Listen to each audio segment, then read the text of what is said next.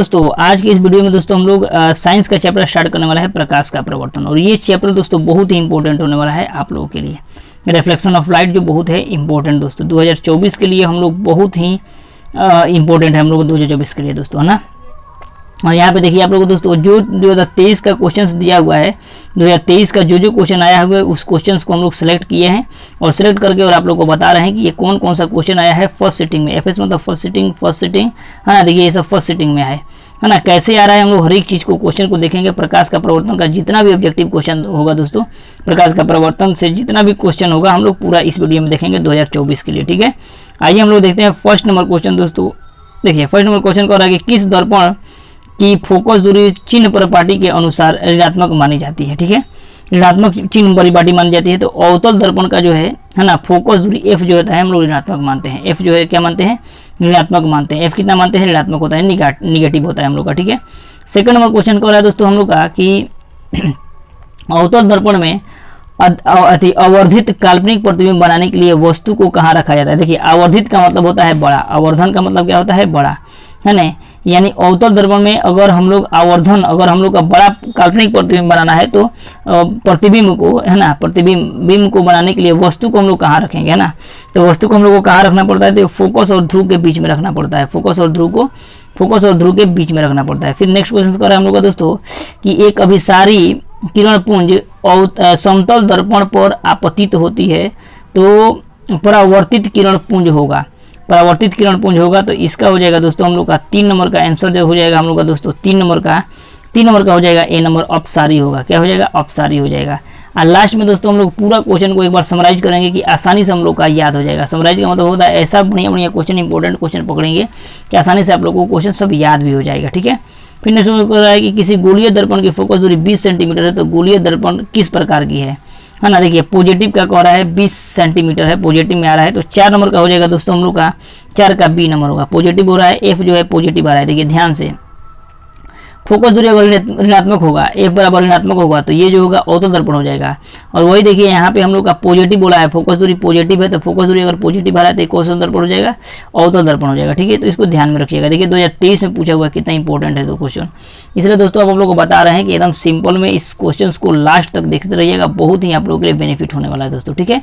फिर next question कर रहा है दोस्तों हम लोग का कि समतल दर्पण द्वारा बना प्रतिबिंब होता है तो समतल दर्पण द्वारा बना प्रतिबिंब जो होता है हम लोग का ये काल्पनिक होता है। कैसा होता है, काल्पनिक। समतल दर्पण द्वारा बना प्रतिबिंब कैसा होता है, काल्पनिक। नेक्स्ट क्वेश्चन कर रहा है दोस्तों कि निम्नलिखित में से कौन सा दर्पण सूत्र है, दर्पण का सूत्र कौन सा हो जाएगा। तो दर्पण का सूत्र जो हो जाएगा 1/f, ऑप्शन नंबर हम लोग का दोस्तों बी नंबर हो जाएगा। 1/f इक्वल टू 1/v जोड़ 1/u हो जाता है। 1/f इक्वल टू 1/v जोड़ 1/u हो जाएगा हम लोग का दर्पण सूत्र में। फिर नेक्स्ट क्वेश्चन कर रहा है कि किसी समतल दर्पण द्वारा आवर्धित होता है, किसी समतल दर्पण द्वारा आवर्धन होता है ना। समतल दर्पण द्वारा आवर्धन क्या होता है तो 7 नंबर का जो है हम लोग का ए नंबर हो जाएगा, प्लस का 1 होता है ना, प्लस का 1। समतल दर्पण द्वारा आवर्धन क्या होगा, प्लस का 1 हो जाएगा। नेक्स्ट कर रहा है हम लोग का दोस्तों नेक्स्ट नंबर कि निम्नलिखित में से किस दर्पण द्वारा किसी वस्तु का आभासी प्रतिबिंब मिल सकता है, माना किस दर्पण द्वारा आभासी प्रतिबिंब बन सकता है। तो आभासी प्रतिबिंब जो है हमेशा हम लोग का उत्तल दर्पण द्वारा बनता है। देखिए उत्तल दर्पण द्वारा आभासी प्रतिबिंब क्यों बनता है आप लोगों को समझा रहे हैं, थोड़ा सा समझिएगा, कभी भूलिएगा नहीं, ऐसा हम आप लोगों को बता देंगे। देखिए क्यों बनता है, देखिए सबसे पहले देखिए जो भी हम लोग का साइड मिरर के रूप में रहता है, यानी कहने का मतलब जो भी गाड़ी में हम लोग जो लगाते हैं मिरर, है ना, ये जो गाड़ी में हम लोग का मिरर होता है ये होता है हम लोग का कौन सा दर्पण होता है, तो ये दर्पण जो होता है हम लोग का उत्तल दर्पण होता है। कौन सा दर्पण, उत्तल दर्पण। अब आप सोचिए दोस्तों, आप सोचिए कि उत्तल होगा। अब आप सोचिए कि इतना छोटा दर्पण में हम लोग उतना बड़ा अगर ट्रक भी आ रहा होता है पीछे से, है ना, पीछे से इतना बड़ा ट्रक भी आ रहा होता है तो भी हम लोग छोटा दर्पण में देख लेते हैं, दर्पण में देख लेते हैं ना। तो दर्पण में देखते हैं इसका मतलब क्या होगा, दर्पण में हम लोग देख लेते हैं इतना बड़ा, मतलब इस बड़ा सा प्रतिबिंब जो है हम लोग छोटा में बना के दिखा देगा, यानी ये क्या हो रहा है, आभासी हो रहा है, यानी आभास के वजह से बता रहा है। तो यही हमेशा याद रखिएगा, ये उत्तल दर्पण में आभासी प्रतिबिंब बनता है, ठीक है, याद रहेगा। बहुत सारा ट्रिक बताते जाएंगे दोस्तों कि आप लोग को ऐसा क्वेश्चन याद हो जाए, ठीक है। नेक्स्ट क्वेश्चन कह रहा है कि निम्नलिखित में से किस वस्तु का प्रतिबिंब जो है, किस वस्तु का वास्तविक प्रतिबिंब कौन बना सकता है, वास्तविक प्रतिबिंब कौन सा बना सकता है ना। तो 9 नंबर का हो जाएगा दोस्तों हम लोग का बी नंबर, वास्तविक प्रतिबिंब, है ना। आभासी प्रतिबिंब मिल सकता है उत्तल दर्पण में ही। आइए देखिए उत्तल दर्पण बोला है, ये आभासी प्रतिबिंब बना सकता है, तो किस में, तो उत्तल लेंस में। देखिए लेंस बोल रहा है, ठीक है, लेंस बोल रहा है, ये दर्पण बोल रहा है, अंतर है दोनों में, ध्यान रखिएगा। वास्तविक प्रतिबिंब, हाँ, वास्तविक प्रतिबिंब जो है उत्तल लेंस में बन सकता है, और आभासी प्रतिबिंब जो है उत्तल दर्पण में बन सकता है, ठीक है, याद रखिएगा। नेक्स्ट क्वेश्चन कह रहा है दोस्तों कि किसी गोलीय दर्पण तथा किसी पतले गोलीय लेंस दोनों का फोकस दूरी माइनस का है, माइनस का 15 है, तो दर्पण का लेंस समोता होगा। देखिए माइनस का एफ जो है हम लोग का माइनस में जा रहा है, तो एफ जो है माइनस में जा रहा है, यानी 10 नंबर का हो जाएगा दोस्तों हम लोग का सी नंबर। बोले ना, दोनों उत्तल दर्पण, कभी भी हम लोग का एफ जो होगा अगर निगेटिव जा रहा है यानी ये अवतल दर्पण हो जाएगा। कौन सा हो जाएगा, अवतल दर्पण हो जाएगा। और वही पॉजिटिव हो जाएगा, तो पॉजिटिव हो जाएगा तो कौन सा दर्पण हो जाएगा, उत्तल दर्पण हो जाएगा। इसको याद रखिएगा, कोई भी पॉजिटिव आ गया तो ये होगा उत्तल दर्पण, फोकस एफ जो होता है, एफ जो होगा पॉजिटिव हो गया तो उत्तल दर्पण, और एफ जो है निगेटिव हो गया यानी ये क्या जाएगा हम लोग का, ये हम लोग का कौन सा हो जाएगा, निगेटिव हो जाएगा तो अवतल दर्पण हो जाएगा, ठीक है, इसको याद रखिएगा। फिर नेक्स्ट क्वेश्चन कह रहा है दोस्तों, देखिए हम लोग का ये भी क्वेश्चन हम लोग का 2022 का क्वेश्चन पूछा है, ठीक है। कह रहा है कि गोलीय दर्पण के परावर्तक पृष्ठ के वृत्ताकार सीमा रेखा का व्यास कहलाता है। गोलीय दर्पण के परावर्तन पृष्ठ के वृत्ताकार सीमा रेखा का व्यास जो है कहलाता है, तो 11 नंबर का हो जाएगा दोस्तों हम लोग का, 11 नंबर का हो जाएगा सी नंबर, 11 का सी नंबर, गोलीय दर्पण का द्वारक जो है, गोलीय दर्पण का द्वारक। नेक्स्ट क्वेश्चन कह रहा है दोस्तों हम लोग का कि किस दर्पण में दूरी की वस्तु का प्रतिबिंब सदैव सीधा होता है।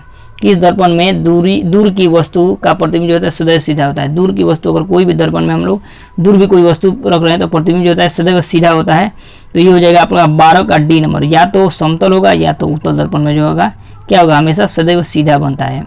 और अवतल दर्पण में क्या हो जाता है, उल्टा हो जाता है, ज़्यादा दूरी पर रख देंगे ना तो उल्टा बनने लगेगा। फिर नेक्स्ट क्वेश्चन कह रहा है दोस्तों हम लोग का, देखिए 21 में पूछा है, 22 में पूछा है। एस का मतलब हो जाएगा सेकंड सीटिंग, और एस का मतलब सेकंड सीटिंग, ठीक है। कह रहा है उत्तल दर्पण की फोकस दूरी होती है, तो उत्तल दर्पण की फोकस दूरी एफ जो होता है हमेशा क्या होता है, ऋणात्मक होता है। बोले थे ना अभी, एफ जो होता है क्या होता है, ऋणात्मक होता है। अवतल दर्पण का फोकस दूरी क्या होता है, ऋणात्मक हो जाएगा ना, कोई बड़ा चीज़ नहीं है, एकदम सिंपल में आप लोग याद कर सकते हैं।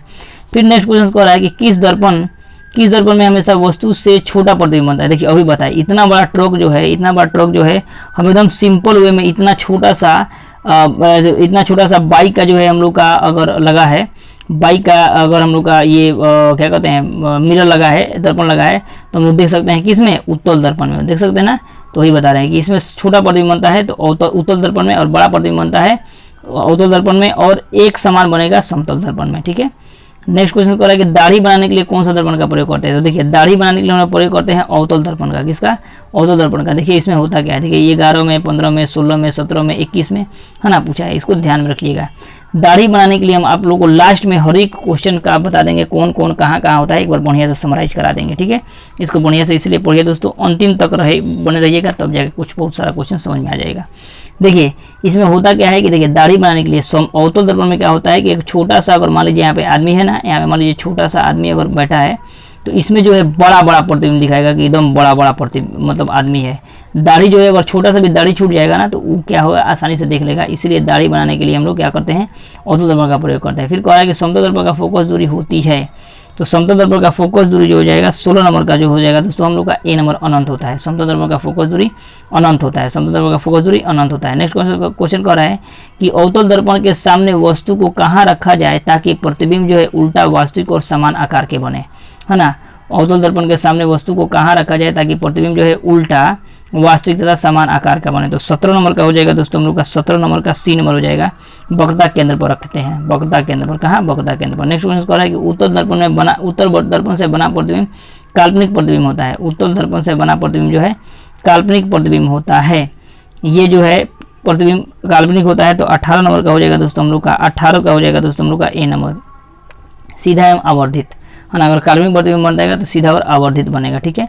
नेक्स्ट क्वेश्चन कह रहा है कि किसी अवतल दर्पण की फोकस दूरी एफ है, उसकी वक्रता त्रिज्या आर है, तो निम्नलिखित में से कौन सा सही संबंध है। इसको याद रखिएगा, ये बहुत इंपॉर्टेंट है, 2021 से पूछा है और बहुत ज़्यादा क्वेश्चन पूछता भी है। तो 19 नंबर का हो जाएगा दोस्तों हम लोग का B number, R equal to 2f होता है। देखिए बता रहे हैं आर इक्वल टू 2f, जो हम लोग का ऑप्शन नंबर बी दिया है, आर इक्वल टू 2f। और वही अगर हम लोग का एफ निकालना हो तो एफ बराबर r/2 होता है, एफ बराबर r/2 होता है, एफ बराबर r/2 होता है, एफ बराबर r/2, इसको याद रखिए। नेक्स्ट क्वेश्चन कह रहा है कि दर्पण के सामने किसी भी दूरी पर स्थित वस्तु का प्रतिबिंब सीधा प्रतीत होता है, वह दर्पण है। दर्पण के सामने किसी भी दूरी पर स्थित वस्तु का प्रतिबिंब सीधा प्रतीत होता है तो वह दर्पण होता है। तो 20 नंबर का हो जाएगा दोस्तों हम लोग का सी नंबर। केवल उत्तल दर्पण में जो है हम लोग का क्या होगा, सीधा प्रतिबिंब बनेगा, उत्तल दर्पण, केवल उत्तल दर्पण। नेक्स्ट क्वेश्चन कह रहा है कि किसी कार का अग्रद्वीप में प्रयुक्त दर्पण निम्नलिखित में से कौन सा होता है। अग्रद्वीप का मतलब समझिएगा, आपका बता रहे हैं। आप लोग देखिएगा कोई भी कार होता है तो वहाँ पे एकदम चमकीला सतह बनाया जाता है। देखिए कार का लाइट जहाँ लग रहता है, यहाँ पे मान लीजिए लाइट है तो इधर सामने ये जो है हम लोग का एकदम चमकीला लगा रहता है, तो उसमें जाके चेहरा देखिएगा बहुत बड़ा बड़ा दिखेगा, तो वो दर्पण जो होगा हम लोग का कौन सा होगा, अवतल दर्पण होता है। कौन सा दर्पण, अवतल दर्पण होगा। नेक्स्ट क्वेश्चन कह रहा है कि प्रकाश की किरण गमन करती है तो सीधी रेखा में हमेशा गमन करती है। प्रकाश की किरण जो है हमेशा सीधी रेखा में गमन करती है। नेक्स्ट क्वेश्चन कह रहा है कि उत्तल दर्पण के सामने एक वस्तु रखा जाता है, उत्तल दर्पण के सामने एक वस्तु को रखा गया है, इसकी प्रतिबिंब की प्रकृति कैसी होगी। उत्तल दर्पण के सामने एक वस्तु रखा गया है तो इसकी प्रतिबिंब की प्रकृति क्या होगी। तो 23 नंबर का हो जाएगा दोस्तों हम लोग का सी नंबर। ये जो होगा हम लोग का वास्तविक या काल्पनिक हो सकता है, वास्तविक या काल्पनिक हो सकता है। कैसा हो जाएगा, वास्तविक या काल्पनिक हो जाएगा। नेक्स्ट क्वेश्चन कह रहा है दोस्तों हम लोग का कि कौन सा दर्पण आमतौर पर वाहनों के पीछे देखने के लिए दर्पण का प्रयोग किया जाता है। देखिए उत्तल दर्पण का प्रयोग करते हैं ना, क्यों करते हैं, क्योंकि छोटा बना देता है और ये क्या बनाता है, आभासी बनाता है। ठीक है। नेक्स्ट कह रहा है कि नई कार्तिक चिन्ह परिपाटी के अनुसार दर्पण के सामने रखे बिंब की दूरी ली जाती है ना, तो ये ली जाती है। 25 नंबर का क्या हो जाएगा दोस्तों हम लोग का, 25 नंबर का बताइए क्या हो जाएगा। तो 25 नंबर का हम लोग का दोस्तों हो जाएगा बी नंबर। ठीक है, बी नंबर हो जाएगा, ऋणात्मक ली जाती है। क्या ली जाती है, ऋणात्मक। ठीक है। उसके बाद नेक्स्ट कह रहा है दोस्तों कि निम्नलिखित में से किस दर्पण की फोकस दूरी धनात्मक होती है। तो देखिए फोकस दूरी धनात्मक अभी बताए हैं, ए बराबर ऋणात्मक होगा तो कौन सा होगा, अवतल दर्पण, और ए बराबर पॉजिटिव हो रहा है तो ये कौन सा दर्पण होगा, उत्तल दर्पण होगा। कौन सा दर्पण, उत्तल दर्पण। नेक्स्ट कह रहा है कि गोलीय दर्पण के परावर्तक पृष्ठ की वृत्ताकार सीमा रेखा का व्यास कहलाता है, वृत्ताकार सीमा रेखा का व्यास कहलाता है। तो ये क्या हो जाएगा, तो 27 नंबर का हो जाएगा, 27 का हो जाएगा दोस्तों हम लोग का बी नंबर, 27 का बी नंबर, गोलीय दर्पण का द्वारक, गोलीय दर्पण का द्वारक। फिर कह रहा है दंत विशेषज्ञ किस दर्पण का उपयोग कर मरीजों के दांतों का बड़ा प्रतिबिंब देखने के लिए करते हैं। देखिए कोई भी बड़ा का आएगा ना कि बड़ा अगर दिखता है तो ये जो हो जाएगा हम लोग का अवतल दर्पण, क्योंकि अवतल में ही आवर्धित प्रतिबिंब यानी बड़ा प्रतिबिंब बना के दिखाता है। देखिए दांत छोटा छोटा होता है या कान में भी हम लोग का छोटा छोटा तरह तरह का मतलब बीमारी होता है, तो डॉक्टर जो होता है अवतल दर्पण का ही प्रयोग करके उसको देखते हैं।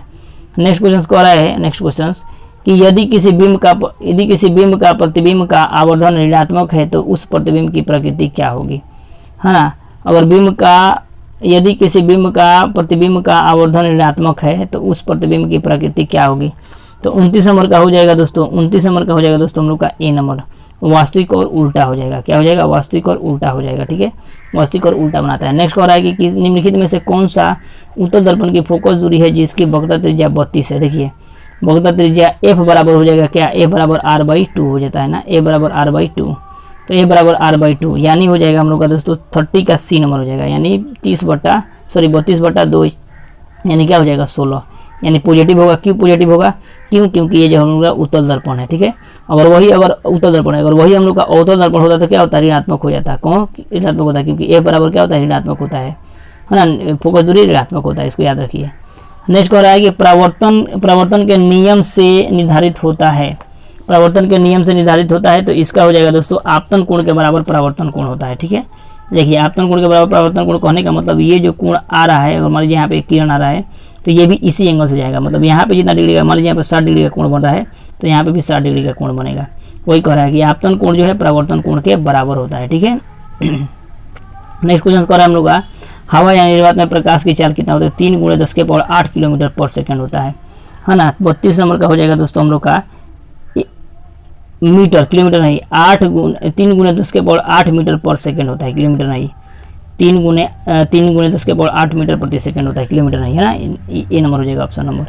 नेक्स्ट कह रहा है कि प्रकाश के परावर्तन के कितने नियम है, तो प्रकाश के परावर्तन के कितने नियम है, 2 नियम है। एक ये वाला नियम हो जाता है, एक ये वाला हम लोग का नियम हो जाता है प्रकाश, है ना। फिर हम लोग का नेक्स्ट कह रहा है दोस्तों 32 नंबर की प्रकाश के परावर्तन के कितने नियम है, तो 2 है। नेक्स्ट कह रहा है कि किस दर्पण में बड़ा प्रतिबिंब बनता है, तो अवतल दर्पण में जो है बड़ा प्रतिबिंब बनता है। फिर हम लोग का नेक्स्ट क्वेश्चन कह रहा है कि गोलीय दर्पण का फोकस और वक्रता त्रिज्या के बीच का संबंध क्या होता है। तो देखिए वक्रता है तो f बराबर r/2, अभी हम लोग देखें, या इसी को हम लोग लिख सकते हैं क्या कि r बराबर 2f, f बराबर इसी को सी नंबर हो जाएगा, हम लोग का कितना नंबर, 36 का सी नंबर, 36 का सी नंबर हो जाएगा दोस्तों। ए बराबर आर बाई 2 होता है ना।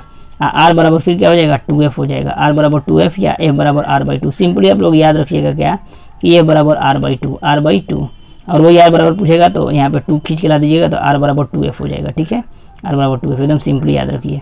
फिर कह रहा है सर्च लाइटों में परावर्तक सतह होता है, तो ये भी जो होता है हम लोग का कैसा होता है, ऑर्थो दर्पण का ही होता है। फिर कह रहा है समतल दर्पण का प्रतिबिंब का प्रकृति क्या होता है ना। तो 38 नंबर का हो जाएगा दोस्तों, 38 का हो जाएगा दोस्तों हम लोग का 38 का डी नंबर।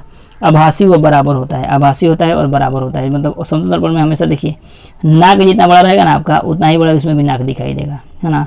अगर समतल दर्पण में, अगर उत्तल दर्पण में अवतल दर्पण में देखते हैं तो अगर छोटा है नाक यहाँ पे तो ये बड़ा दिखेगा, समझ रहे हैं ना।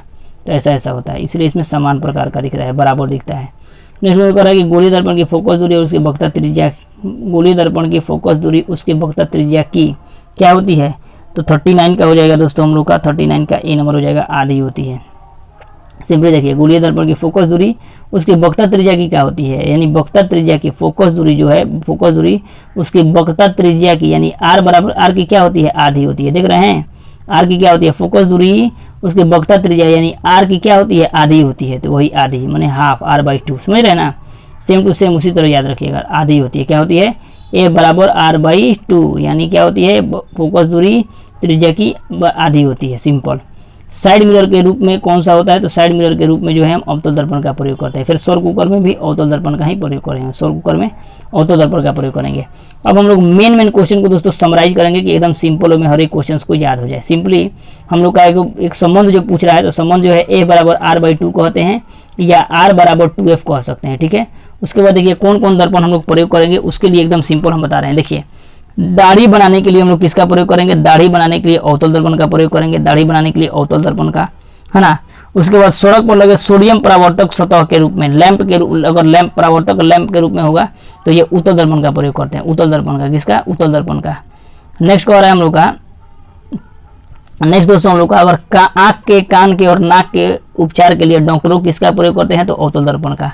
आँख के, नाक के और कान के जो है, आँख नाक कान के जो है किसका प्रयोग करते हैं, तो ये जो है हम लोग डॉक्टर जो है अवतल दर्पण का प्रयोग करते हैं। ठीक है, उसके बाद गाड़ी के हेडलाइट के रूप में, हेडलाइट जो गाड़ी के हेडलाइट के रूप में रहता है, हेडलाइट जो आगे की तरफ रहता है ना, उस लाइट में हम लोग अवतल दर्पण का प्रयोग करते हैं। ठीक है, और गाड़ी के पीछे अगर देखना हो, पीछे दिखना हो तो उसका किसमें प्रयोग करते हैं, तो उत्तल दर्पण का प्रयोग करते हैं। पीछे अगर देखना हो तो उसमें किसका प्रयोग करते हैं, उत्तल दर्पण का। दोस्तों ये वीडियो अगर अच्छा लगे तो लाइक करके और शेयर जरूर करिएगा दोस्तों, और कमेंट भी करिएगा। उसके बाद दोस्तों सौर कुकर में, सौर कुकर में किसका प्रयोग करते हैं, तो सौर कुकर में भी हम लोग, सौर कुकर यानी सौर कुकर में भी हम लोग अवतल दर्पण का ही प्रयोग करते हैं, किसका, अवतल दर्पण का ही प्रयोग करते हैं। ठीक है, एकदम सिंपल वे में आप लोग हर एक क्वेश्चंस को समराइज एक बार कर देंगे कि दिक्कत नहीं होगा। उसके बाद हम लोग का देख रहे हैं, उसके बाद फिर कह रहा है कि उसके बाद हम लोग का कह रहा है दोस्तों कि हवा में प्रकाश की चाल कितनी होती है, तो 3 × 10⁸ मीटर प्रति सेकंड होती है, 3 × 10⁸ मीटर प्रति सेकंड होती है।